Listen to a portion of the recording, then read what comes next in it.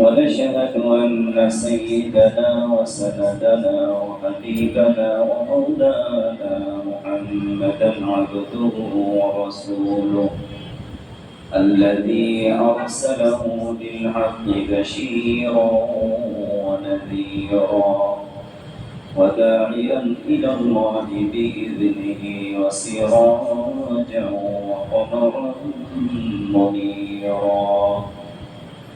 أما بعد فقد قال الله تعالى في كلامه المجيد وفي قرآنه الحميد أعوذ بالله من الشيطان الرجيم بسم الله الرحمن الرحيم يا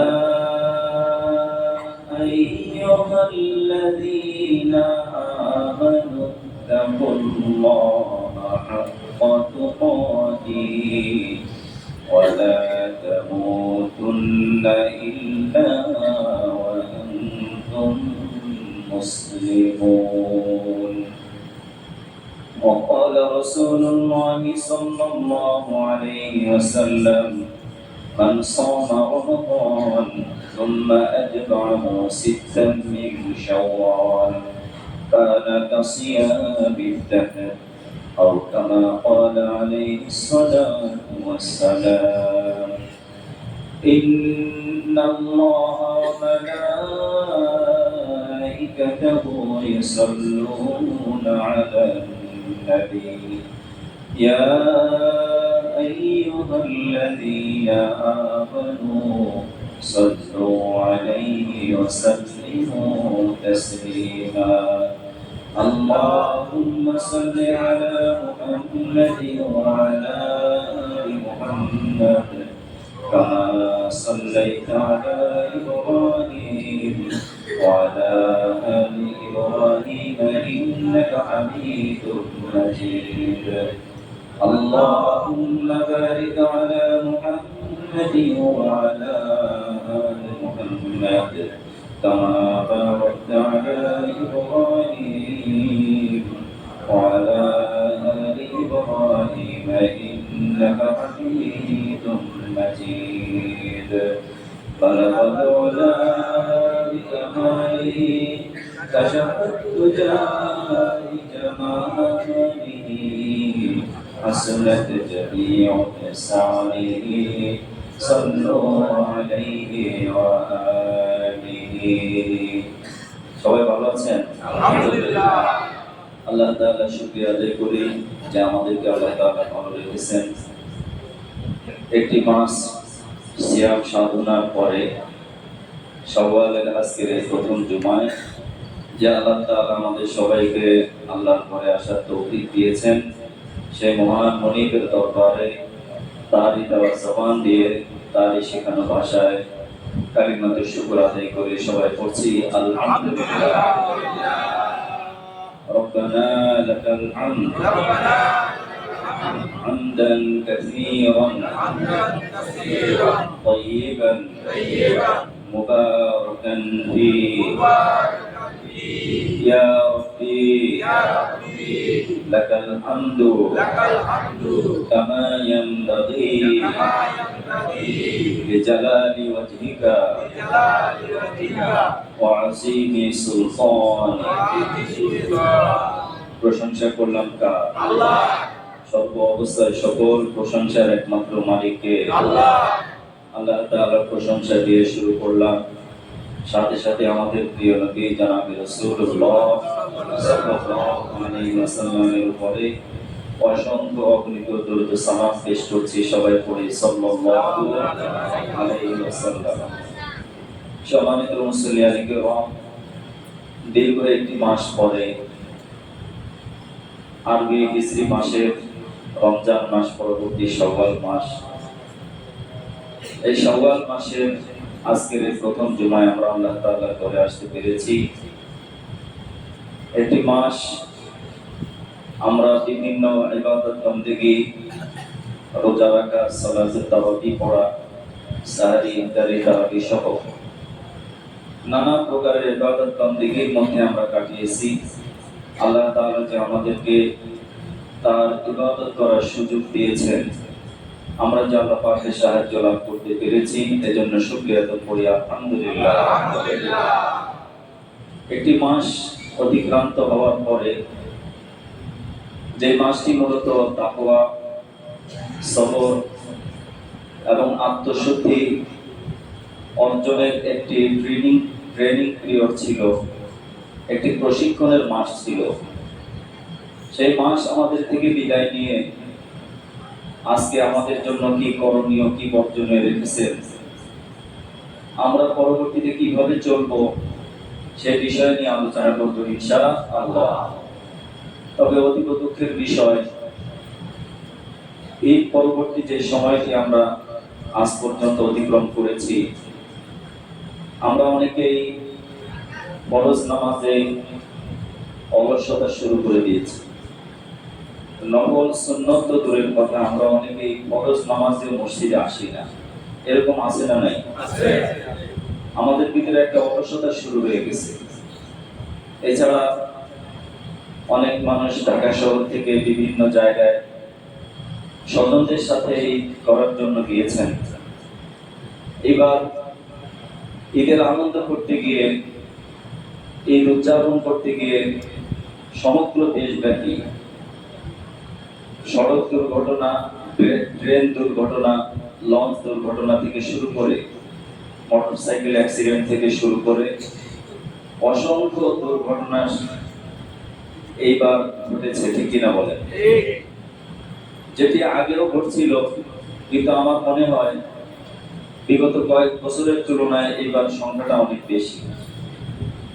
বিশেষ করে কুমিল্লাতে যে মারাত্মক সড়ক দুর্ঘটনা হলো, দৌলতদিয়া ফেরিঘাটে যে একটি বাস সরাসরি পানিতে নিমজ্জিত হলো, এছাড়া বাংলাদেশের প্রত্যেকটা জেলায় কম বেশি দুর্ঘটনা ঘটেছে। তার মধ্যে কুমিল্লা জেলাতে সম্ভবত সবচেয়ে বেশি ঘটনা ঘটেছে, ঠিক কিনা বলেন? এই গত কয়েকদিন আগে একটি প্রাইভেট কারকে একটা বাস একেবারে সম্পূর্ণ চাপা দিয়ে, প্রাইভেট কারের যতজন আরোহী ছিল সবাই দুনিয়া থেকে বিদায় নিয়ে গেছে। একমাত্র একটা ছেলে, সে অলৌকিকভাবে বেঁচে গেছে, আর পরিবারের 4 থেকে 5 জন সদস্য সবাই মারা গেছে। ঠিক এরকম ওই বাসেও, যে বাস পানিতে তলিয়ে গিয়েছিল, অসংখ্য আপনজন, স্বামী স্ত্রী, ছেলে মেয়ে, ছোট বাচ্চা অনেকে হারিয়েছে। এই যে সড়ক দুর্ঘটনা, নৌ দুর্ঘটনা বা এই যে অ্যাক্সিডেন্ট, এই ঘটনাগুলো অপরম আমাদের দেশে ঘটছে। কত মানুষের আনন্দ নিরানন্দে পরিণত হচ্ছে। বাড়িতে সবার সাথে সাক্ষাৎ শেষে আবার ঢাকায় আসছে, ঢাকা থেকে সাক্ষাৎ করার জন্য গ্রামের বাড়িতে রওনা দিয়েছে, কত আশা নিয়ে, কত স্বপ্ন নিয়ে, কিন্তু একটা দুর্ঘটনায় জীবনের সকল স্বপ্নকে শেষ করে দিচ্ছে, ঠিক কিনা বলেন? এই যে অবস্থা হচ্ছে, এর পেছনে আমরা সবাই জানি মূলত দায় কোনটি? অতিরিক্ত গতি অথবা সড়কের চরম অব্যবস্থাপনা, ফিটনেসবিহীন গাড়ি এবং অদক্ষ চালক দিয়ে গাড়ি চালানো, নানাবিধ কারণে সড়ক দুর্ঘটনা ঘটছে, ঠিক কিনা বলেন? তো সেজন্য আমরা এবার থেকে অন্তত শিক্ষা লাভ করতে পারি, আমরা যখন বাড়িতে যাব, যে অবস্থায় থাকি না কেন, অন্তত ঈমানের সাথে, পবিত্রতার সাথে থাকার চেষ্টা করবো ইনশাআল্লাহ। আর এই অদক্ষতা বা অব্যবস্থাপনার জন্য সরকারের দায়িত্বশীল যারা রয়েছেন, তারা এই ব্যাপারে আরো কঠোরভাবে ব্যবস্থা নিতে হবে, ঠিক কিনা বলেন? এজন্য আমরা দোয়া করি, যারা এই সড়ক দুর্ঘটনায় জীবন দিয়েছেন, দুনিয়া থেকে চলে গিয়েছেন, আল্লাহ তাআলা যেন আমাদের মুসলমান ভাই বোনদেরকে শহীদি মর্যাদা দান করে দেন, সবাই বলি আমিন। যারা বেঁচে আছেন পঙ্গু হসপিটাল থেকে শুরু করে অর্থোপেডিক ডাক্তারদের কাছে এখন শত শত রোগী, কারো হাত ভেঙেছে, কারো পা ভেঙেছে, কেউ বা চিরদিনের জন্য পঙ্গুত্ব বরণ করেছে। এই সমস্ত অসুস্থ রোগীদেরকে যেন আল্লাহ তাআলা দ্রুত সুস্থ করে দেন বলি আমিন। সড়কে, নৌপথে এবং বিভিন্ন জায়গায় যে দুর্ঘটনা ঘটছে, এই জায়গাগুলো চিহ্নিত করে সরকার যেন অতি দ্রুত সুব্যবস্থা করে দেশের মানুষের নিরাপদ চলাচল যেন নিশ্চিত করার ব্যবস্থা করেন। সবাই বলি আমিন। রমজানের পরে আমাদের যেই গতি রয়েছে, রমজানে যেই ইবাদতের গতি ছিল, সেই গতি থেকে আমরা কতটুকু বিচ্ছিন্ন হয়েছি আমরা নিজেরা একটু ইহতিসাব করব।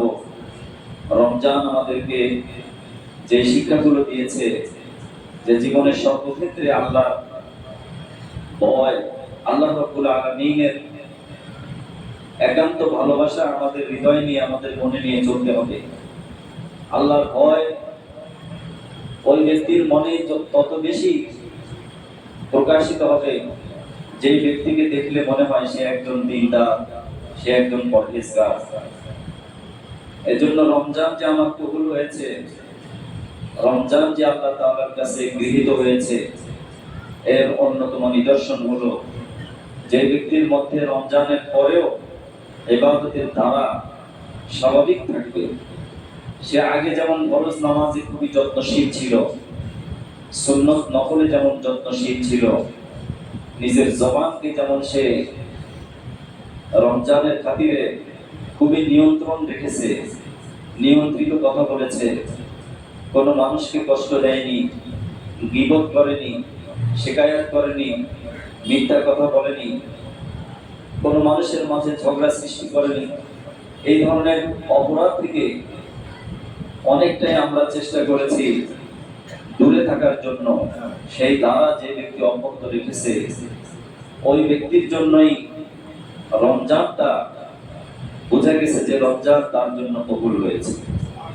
নবীজি সাল্লাল্লাহু আলাইহি ওয়াসাল্লাম হাদিস শরীফের মধ্যে বলেন, যে ব্যক্তি হজ করে আসলো অথবা কোনো বড় ইবাদত বন্দেগী করলো, করার পরে ওই ব্যক্তির মধ্যে যদি ইবাদতের ধারা, হজের কার্যক্রম, হজের যে শিক্ষা সে নিয়েছে অথবা রমজান থেকে যে শিক্ষা সে নিয়েছে, এই শিক্ষা নেওয়ার পরে রমজান মাসে যদি সে যেভাবে ইবাদত বন্দেগী করে কাটিয়েছে, শাওয়াল মাসেও যদি এই ধারা অব্যাহত রাখে, তাহলে বুঝতে হবে আল্লাহ রাব্বুল আলামিন রমজানের সমস্ত ইবাদত বন্দেগী তার কবুল করে নিয়েছেন, এবং সাথে সাথে সে শাওয়াল মাসেও আল্লাহর ইবাদতের ধারা অব্যাহত রেখেছে। এজন্য মুহতারাম হাজিরিন, রমজান মাস আমাদেরকে শিখিয়েছে পবিত্র কোরআন তেলাওয়াতের জন্য, শিখিয়েছে রাত্রে জাগরণের জন্য, শিখিয়েছে আমাদেরকে পরিমিত আহারের জন্য। এক কথায় একজন মানুষকে আল্লাহ রাব্বুল আলামিন তার প্রিয় হবার জন্য যতগুলো উপাদান দরকার, যতগুলো আমল দরকার, প্রত্যেকটা আমলের অনুশীলন রমজান মাস আমাদেরকে করিয়ে দিয়েছে। সুবহানাল্লাহ। এজন্য মুহতারাম হাজিরিন, আমরা রমজানের পরবর্তী এই সময়ে অন্তত 6টি রোজা যদি রাখতে পারি, এই 6টি রোজার কারণে রমজানে যেহেতু একটি আমলের প্রতিদান আল্লাহ রাব্বুল আলামিন 10 গুণ দিবেন, তো 30টা রোজা রাখলে 30কে 10 দিয়ে গুণ দিলে 300 হয়। আর সাথে সাথে কোনো ব্যক্তি যদি 6টি রোজা রাখে তাহলে ঠিক 60টি হয়, 10 দিয়ে গুণ দিলে 360টি। আর 5 দিন যেহেতু রোজা রাখা নিষিদ্ধ, বছরে 5 দিন রোজা রাখা হারাম করে দেওয়া হয়েছে। এই 360 দিন রোজা রাখলে যে সওয়াব হবে, 30 দিন রোজা রাখার পরে কোনো ব্যক্তি যদি শাওয়াল মাসে 6টি রোজা রাখে, 360 দিন রোজা রাখার সমতুল্য সওয়াব আল্লাহ রাব্বুল আলামিন ওই ব্যক্তির আমলনামায় দান করে দিবেন। এজন্য চেষ্টা করব, শাওয়াল মাস যেহেতু আজকে 6 তারিখ, সামনে আরো সময় রয়েছে, যারা আমরা থাকা শুরু করে দিয়েছি তারা তো থাকবেই, এছাড়া যারা এখনো শুরু করি নাই আমরা শুরু করতে পারি। শাওয়াল মাসে 6টি রোজা রাখবো ইনশাআল্লাহ। সাথে সাথে ফরজ নামাজের ইহতিমাম এবং গুরুত্ব অনুধাবন করে কোনো অবস্থাতেই আমরা ফরজ নামাজ ছেড়ে দেব না। ফজরের জামাতে ঈদের দিন বা ঈদ পরবর্তী সময়ে যেমন একটা অবস্থা দেখা গিয়েছে, ঠিক সেই ধারা এখনো রয়েছে। অথচ রমজানের ফজরের জামাতে যে পরিমাণ মুসল্লি ছিল, রমজান পার হয়ে যাওয়ার সাথে সাথে ঈদের পরের দিন সেই মুসল্লি আর 10 ভাগের 1 ভাগ নাই। তার কারণ কি? রমজানের আগে যে ফজর ফরজ ছিল, রমজানের পরেও তো সেই একই অবস্থায় ফজরের নামাজ সবার জন্য কি ফরজ। অতএব রমজান পরবর্তী সময়ে আমরা কোনো অবস্থাতেই ফরজের সাথে কোনো শৈথিল্যতা প্রদর্শন করব না। ফরজ যতগুলো আমল রয়েছে, প্রত্যেকটা আমলকে আমরা গুরুত্ব দেব। বিশেষ করে ফরজ সালাত, ফজর, জোহর, আসর, মাগরিব, ইশা, প্রত্যেকটা নামাজকে আমরা গুরুত্ব দেব। দ্বিতীয়ত, যত সুন্নত আমল রয়েছে, প্রত্যেকটা সুন্নত আমলকে আমরা যদি প্রাধান্য দিতে পারি, তাহলে আমাদের থেকে বেদাত এবং উদ্ভাবিত যে বিষয়গুলো রয়েছে, এইগুলো দূরে সরে যাবে। প্রত্যেকটা কাজে আমরা রাসূলের সুন্নতকে, আদর্শকে প্রায়োরিটি দেব, সবচেয়ে বেশি প্রাধান্য দিব। যখন আমি একটি ঘর করব, একটা বাড়ি নির্মাণ করব, সুন্নত তরিকা কি? আমি খানা খাবো, সুন্নত তরিকা কি? পানি পান করব, সুন্নত তরিকা কি? আমি রাস্তায় চলবো, সুন্নত কি?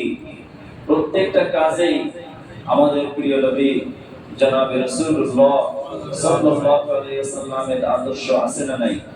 প্রত্যেকটা কাজেই নবীজির আদর্শ রয়েছে। এইজন্য মুহতারাম হাজিরিন, আমরা যেমন ফরজকে বেশি গুরুত্ব দেব, ফরজের সাথে সাথে যদি নবীজির সুন্নতকে, আদর্শকে গুরুত্ব দিতে পারি, যেহেতু আমাদের প্রিয় নবী জনাবে রাসূলুল্লাহ সাল্লাল্লাহু আলাইহি ওয়াসাল্লাম বিদায় হজের ভাষণে তিনি আমাদের সামনে দুটো জিনিস রেখে গিয়েছেন। এই দুটো জিনিস শুধুমাত্র আলেমদের কাছে রেখে যাননি, শুধুমাত্র মসজিদের মুসল্লিদের কাছে রেখে যাননি, শুধুমাত্র ব্যবসায়ীদের কাছে রেখে যাননি, অথবা শুধুমাত্র কতিপয় গোষ্ঠী বা শ্রেণীর কাছে রেখে যাননি, আত্মীয় স্বজনের কাছে রেখে যাননি। তিনি তার সকল উম্মতের কাছে আমানত হিসাবে রক্ষার জন্য, এটাকে সযত্নে রাখার জন্য, আমল করার জন্য দুটো জিনিস রেখে গিয়েছেন। 1 নম্বর কি? আল কোরআন। 1 নম্বর কি? আল কোরআন। 2 নম্বর আস-সুন্নাহ। সুন্নাহ এবং হাদিসের মধ্যে পার্থক্য হলো, প্রত্যেকটা হাদিস আমলযোগ্য নয়, প্রত্যেকটা হাদিসের উপর আমল করা যাবে না। কিন্তু সুন্নাহ হলো নবীজির যত আদর্শ রয়েছে, যত কাজ রয়েছে, যেগুলো উম্মতের জন্য আদর্শ, সব কিছুই সুন্নাহ। এজন্য মুহতারাম হাজিরিন, আমরা চেষ্টা করব আল্লাহর ভালোবাসায় যেমন ফরজকে ছেড়ে দেব না, সুন্নতকেও আমরা কোনোভাবেই বর্জন করব না ইনশাআল্লাহ। দ্বিতীয়ত, আল্লাহ রাব্বুল আলামিন আমাদের উপরে যে সম্পদের যাকাত ফরজ করেছেন, অনেকে হয়তো যাকাত দিয়েছি, আবার অনেকেই অলসতা করে যাকাতের হিসাবটা ঠিকঠাক মতো করি নাই। যাকাতের আমার মালিকানায় যে সম্পদ রয়েছে, আমার প্রয়োজন অতিরিক্ত যা কিছু রয়েছে, তার মধ্যে 2.5% যা আল্লাহর রাস্তায় নির্দিষ্ট খাতে ব্যয় করতে হবে, আমরা অনেকেই এই ব্যাপারে খুবই শৈথিল্যতা প্রদর্শন করেছি। এজন্য চেষ্টা করব, যারা অলসতা করে কোনোভাবেই এই আমলটি করেছি, আমরা চেষ্টা করব কোনোভাবেই নয়। নামাজ যেমন ফরজ, ঠিক যাকাত ঠিক এমনি ভাবে ফরজ, ঠিক কি না বলেন? আল্লাহ রাব্বুল আলামিন কোরআনুল কারীমে প্রায় 80 থেকে 82টি জায়গায়, স্বতন্ত্রভাবে প্রায় 30 থেকে 35টি জায়গায় সালাতের পরেই যাকাতের কথা বলেছেন। আকিমুস সালাতা ওয়া আতুজ যাকাত, যে তোমরা যেমন সালাত কায়েম করবে, ঠিক যাকাতও আদায় করবে। আর সম্পদের হক, সম্পদ দুই ভাবে খরচ করতে হয়।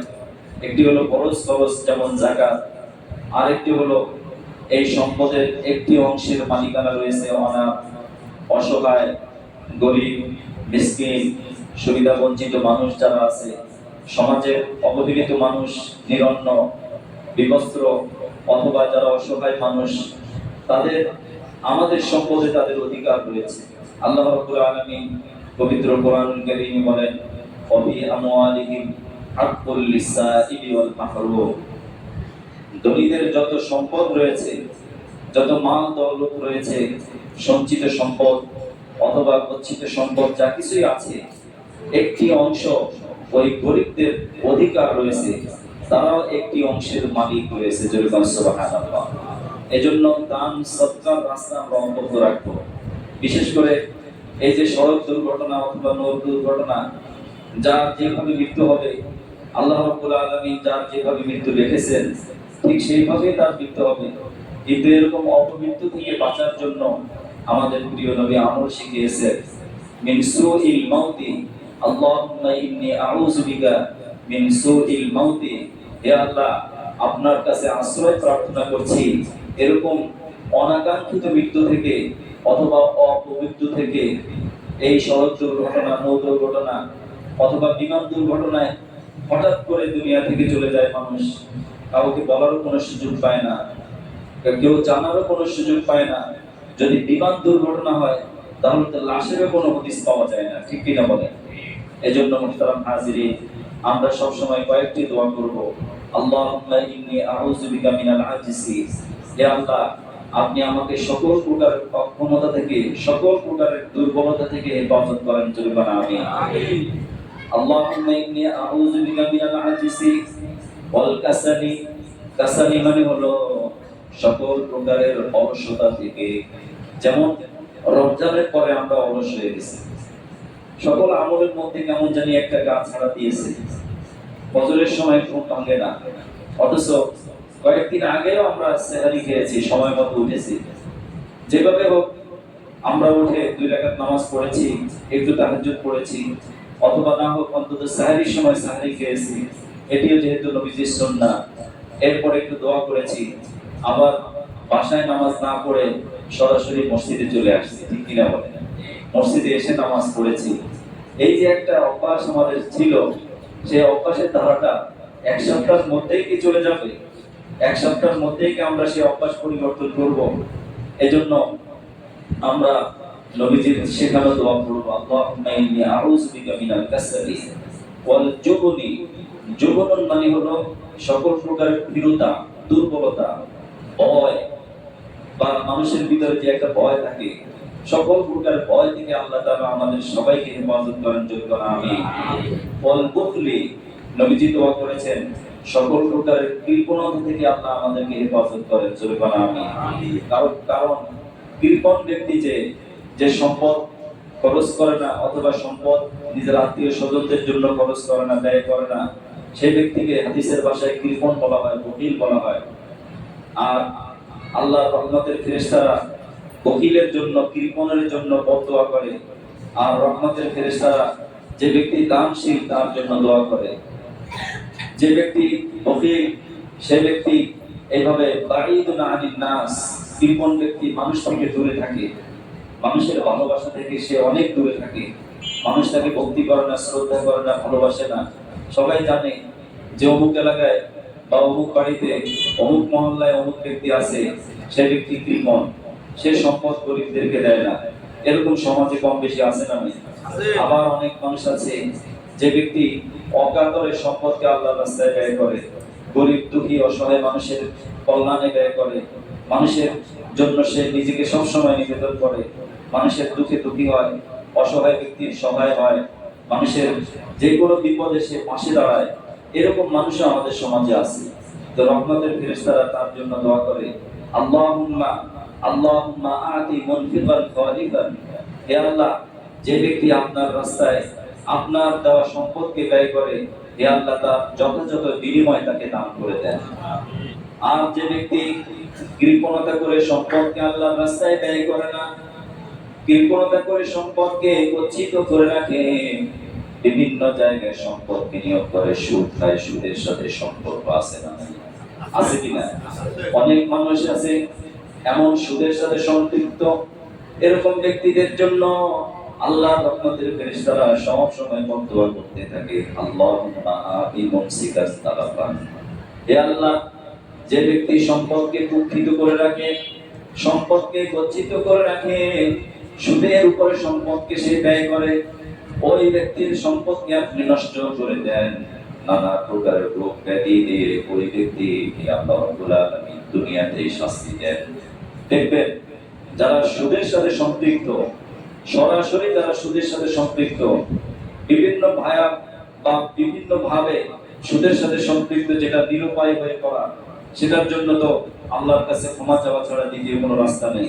কিন্তু যারা ইচ্ছা করে সুদের জন্য অর্থ বিনিয়োগ করে, সম্পদ ব্যয় করে, এমন ব্যক্তির জন্য আল্লাহর ফেরেশতারা সব সময় বদদোয়া করতেই থাকে। জোরে বলেন নাউজুবিল্লাহ। আমরা যারা এর সাথে সম্পৃক্ত হয়ে পড়েছি, যেমন ব্যাংকে টাকা সুদের উপরে বিনিয়োগ করা, অথবা বিভিন্ন কোম্পানির কাছে সুদে বিনিয়োগ করা, বিভিন্ন গাছে বিনিয়োগ করা, বিভিন্ন মৎস্য ক্ষেত্রে বিনিয়োগ করা, গ্রিন ফিল্ডে বিভিন্ন জায়গায় সুদের উপরে টাকা বিনিয়োগ করা, এরকম যারা করে আল্লাহর ফেরেশতারা তাদের জন্য বদদোয়া করতে থাকে। আর সুদের সবচেয়ে নিকৃষ্ট একেবারে সর্বনিম্ন গুনাহ হলো যে নিজের মায়ের সাথে সে জিনা করলো। যখন নাউজুবিল্লাহ। এজন্য মুহতারাম হাজিরিন, এর সাথে আমরা যারা জড়িত আছি, আমাদের ইবাদত বন্দেগী আমি যতই করি, যতই আল্লাহকে সিজদা করি, যতই তাহাজ্জুদের ইহতিমাম করি, আমার রক্তে মাংস যদি সুদের থেকে এভাবে উৎসরিত হয়, সুদের থেকে তৈরি হয়, ওই রক্ত দিয়ে, গোশত দিয়ে, আমার আপনার ওই দিমাগ দিয়ে, শরীর দিয়ে, আমার আপনার এই কপাল দিয়ে যতই ইবাদত করি, কোনো ইবাদতই আল্লাহর দরবারে মঞ্জুর হবে না। এজন্য আমাদেরকে সুদ থেকে দূরে থাকতে হবে। আজ সমাজ ব্যবস্থায় সুদের যে অপকারিতা রয়েছে, এই সমাজ থেকে সুদকে দূরে রাখার জন্য সৎ লোককে সবসময় সমর্থন করতে হবে, ঠিক কিনা বলেন? এজন্য মুহতারাম হাজিরিন, রমজান পরবর্তী সময় আমাদের আরেকটি কাজ করতে হবে। সেটা হলো যে রমজানে আমরা শিখেছি যে সময়কে কিভাবে ব্যবহার করতে হয়। যে নির্দিষ্ট সময় আমরা যেমন ইফতার করেছি, নির্দিষ্ট সময় সাহরি খেয়েছি, নির্দিষ্ট সময় নামাজে এসেছি, নির্দিষ্ট সময় আমরা সালাতুত তারাবি পড়েছি, এই সময়কে আমরা সবচেয়ে বেশি অবহেলা করি। সময়ের প্রতি আমরা সবচেয়ে বেশি উদাসীন। সময়ের কাজ আমরা সময় করি না, পরে অসময় হায় হায়, অসময় শুধু দুঃখ করি, কষ্ট করি। এই জন্য মুহতারাম হাজিরিন, কবি বলেন আল ওয়াক্তু সারওয়াতুন গালিয়া, সময় অমূল্য সম্পদ। Time and tide waits for none, যে সময় এবং নদীর স্রোত কারোর জন্য কি করে না, অপেক্ষা করে না। নদীর প্রবাহমান নদী, সে প্রবাহিত হতেই থাকে। এক সময় একটি কচুরিপানা খাল থেকে নদীতে যায়, নদী থেকে সমুদ্রে যায়, সমুদ্র থেকে মহাসমুদ্রে চলে যায়, তার সফর অব্যাহত চলতেই থাকে। আর আমি আপনি শুধু চোখ দিয়ে অলসের মতো দাঁড়িয়ে দাঁড়িয়ে সেটা দেখবই। এজন্য এই নদীর স্রোত কারোর জন্য অপেক্ষা করবে না, সময়ও কারোর জন্য অপেক্ষা করবে না। এজন্য আমরা চেষ্টা করব প্রত্যেকটা সালাতকে যেমন আল্লাহ তাআলা সময়ের সাথে সম্পৃক্ত করেছেন, ইন্নাস সালাতা কানাত আলাল মুমিনিনা কিতাবাম মাওকুতা। আল্লাহ রাব্বুল আলামিন বলেন, নিশ্চয়ই মুমিনদের উপর সালাত করা হয়েছে, ফরজ করা হয়েছে, এটি আবশ্যক করা হয়েছে নির্দিষ্ট সময়ের সাথে। ফজরের সময় কেউ যদি যোহর পড়ে যেমন হবে না, যোহরের সময় যদি কেউ আসর পড়ে তা হবে না। ঠিক প্রত্যেকটা সালাতকে আল্লাহ তাআলা সুনির্দিষ্ট সময়ের সাথে সম্পৃক্ত করেছেন। এর থেকে আল্লাহ তাআলা বান্দাকে শেখাচ্ছেন যে সময়ের কাজ সময় মতোই করতে হবে। আল্লাহ রাব্বুল আলামিন এই সময়ের কসম করেছেন সূরাতুল আসরের মধ্যে, মানুষ যেন সময়ের সাথে সকল কাজগুলো সম্পৃক্ত রাখে। যেমন সন্তানের বয়স যখন 7 বছর হবে, নবীজি সময়ের সাথে তাকে শিক্ষা দিয়েছেন প্রত্যেক অভিভাবককে, মুরু আওলাদাকুম বিসসালাহ ওয়া হুম আবনাউ সাব'i সিনিন। যখন সন্তানের বয়স 7 বছর হবে, তোমরা তাদেরকে সালাতের নির্দেশ করো।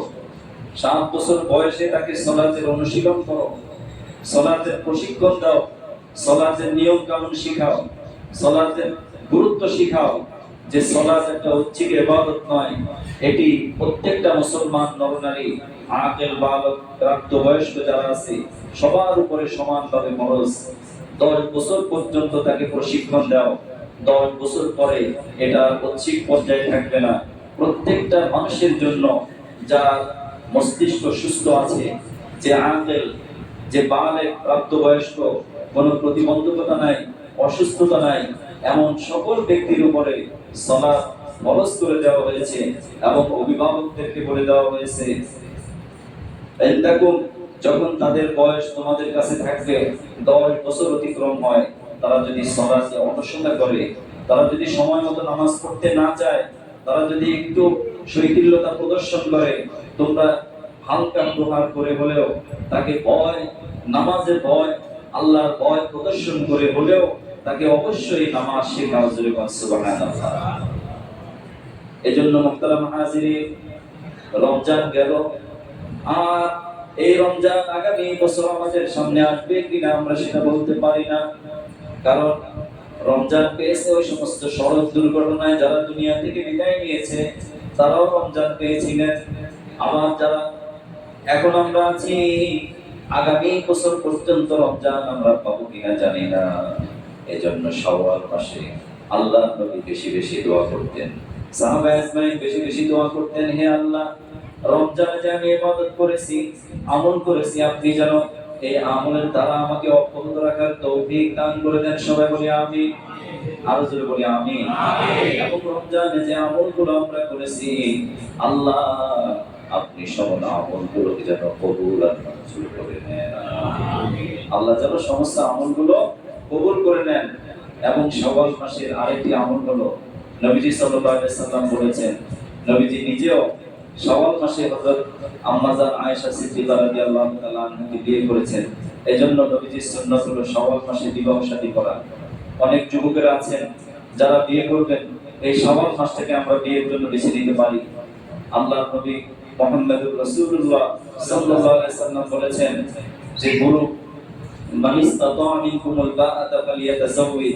হে যুবকেরা, যখন তোমাদের প্রাপ্ত বয়স হয়, যখন তোমরা উপযুক্ত হও, তখন তারা যেন বিবাহ করে নেয়।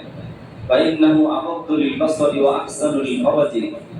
কেননা বিবাহ করার কারণে আল্লাহ রাব্বুল আলামিন চোখের হেফাজত করার সহায়ক হন এবং লজ্জাস্থানের হেফাজত করা তার জন্য সহজ হয়ে যায়।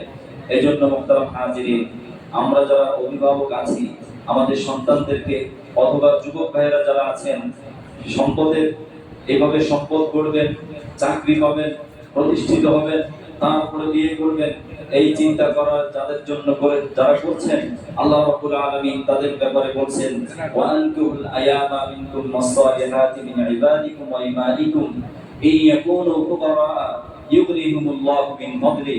আল্লাহ রাব্বুল আলামিন বলেন, তোমাদের মাঝে যারা শাদী অথবা ফরাদি, প্রত্যেককে তোমরা বিবাহ দিয়ে দাও যদি তারা উপযুক্ত হয়। আর যারা বিয়ে করবে, সে যদি পুরুষ হয় অথবা নারী হয়, সে যেন এই ভয় না করে যে আমি বিয়ে করলে আমি তো না খেয়ে মরে যাব, আমি বিয়ে করলে আমি তো একেবারে তার সংসার চালাতে পারবো না।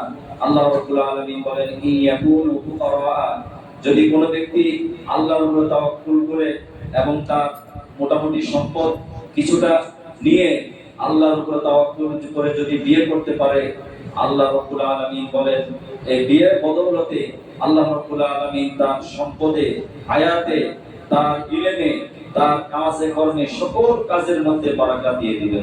সুবহানাল্লাহ। এটা কার কথা? আল্লাহ। সকল যুবকেরা আমরা হতাশ হব না। সময় হলেই যুবকদের বিয়ে করতে হবে। এবং আমাদের সন্তানদের যদি প্রাপ্ত বয়স হয়, মেয়ে হোক অথবা ছেলে হোক, আমরা যারা অভিভাবক আছি তাদেরকে বিয়ে দিয়ে দেব। হযরত আয়েশা সিদ্দিকা রাদিয়াল্লাহু তাআলা আনহার বিয়ে মাত্র 6 বছর বয়সে হয়েছে। যা তিনি স্বাভাবিক হওয়ার পরে মাদানী জীবনে নবীজি সাল্লাল্লাহু আলাইহি সাল্লামের ঘরে এসেছেন।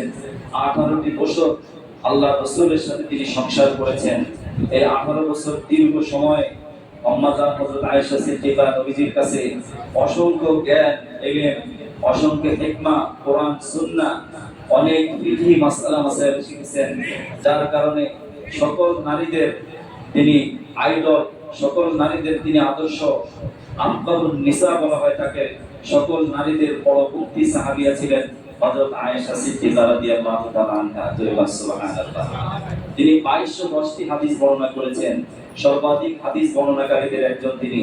এজন্য এই শাওয়াল মাসে বিয়ে করার সুন্নাত আমরা যারা আমাদের সন্তানদেরকে উপযুক্ত হয়েছে তাদেরকে বিয়ে করাবো। আর সর্বোপরি রমজানের ইবাদতের ধারা আমরা অব্যাহত রাখার চেষ্টা করব। আল্লাহ রাব্বুল আলামিন যেন আমাকে আমাদের সবাইকে রমজানের ধারা অব্যাহত রেখে ইবাদত বন্দেগী চালিয়ে যাওয়ার তৌফিক দান করে দেন। সবাই বলি আমিন। ওয়া আখিরু দাওয়ানা আলহামদুলিল্লাহি রাব্বিল আলামিন।